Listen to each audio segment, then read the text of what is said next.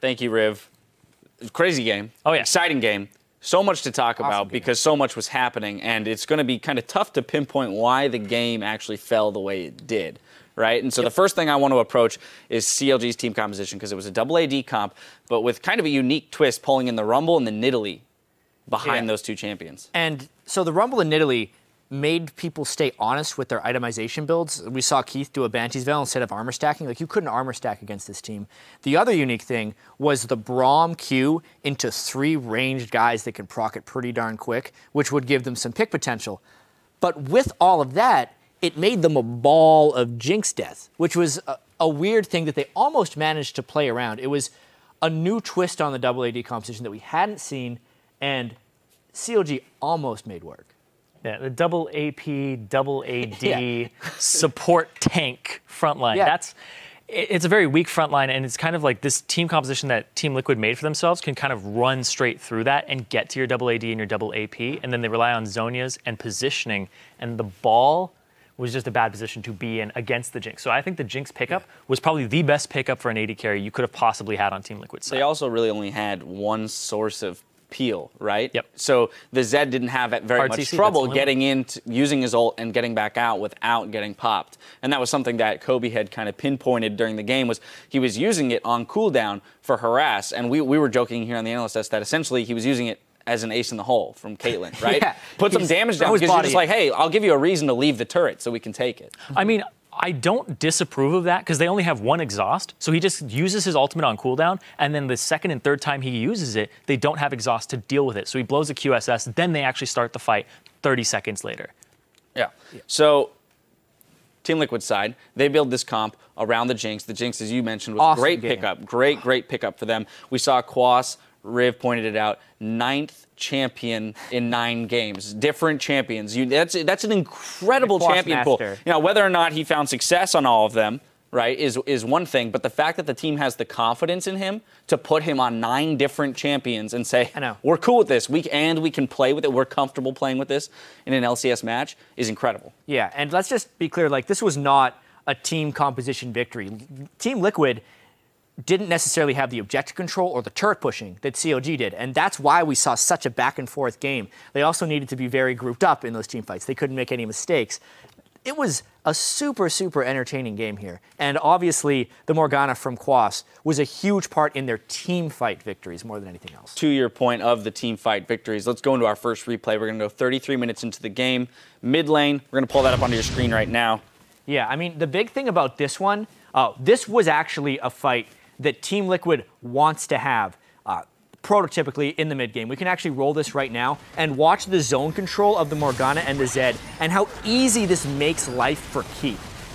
He has one Rumble ultimate. That's all he has to deal with the whole time.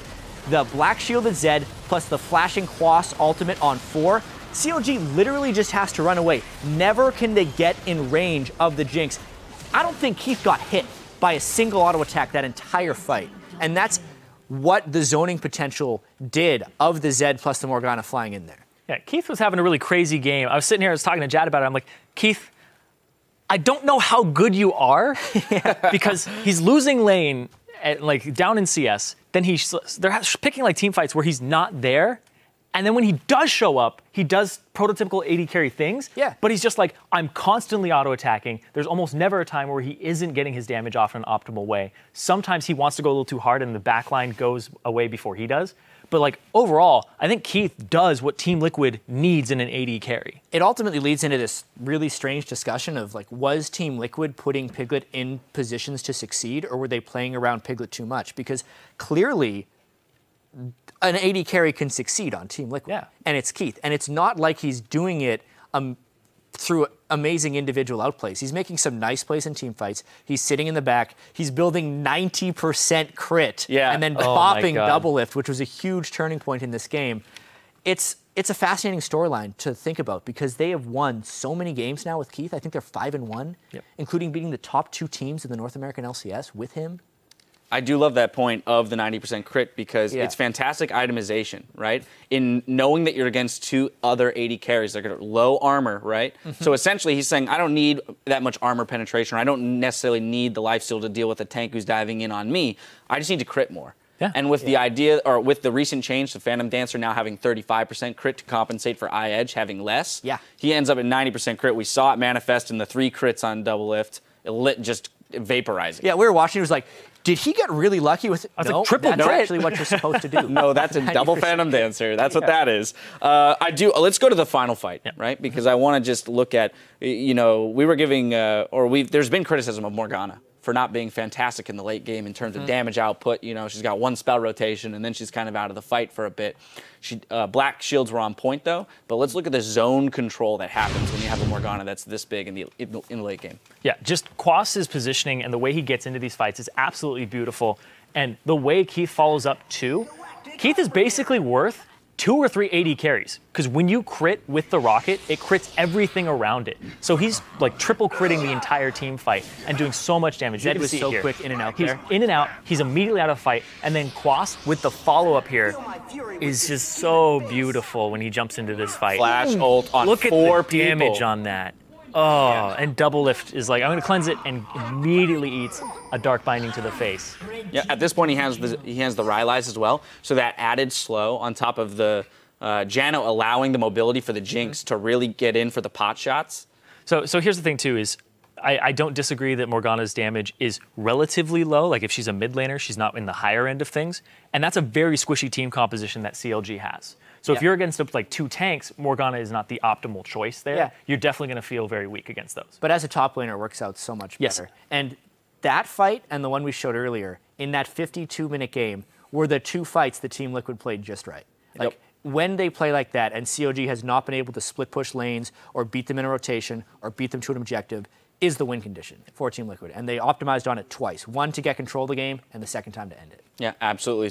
A great showing by Team Liquid today. They have now beaten the top 2 teams in TSM and CLG really awesome. in the recent past, rather. So fantastic to see that from them.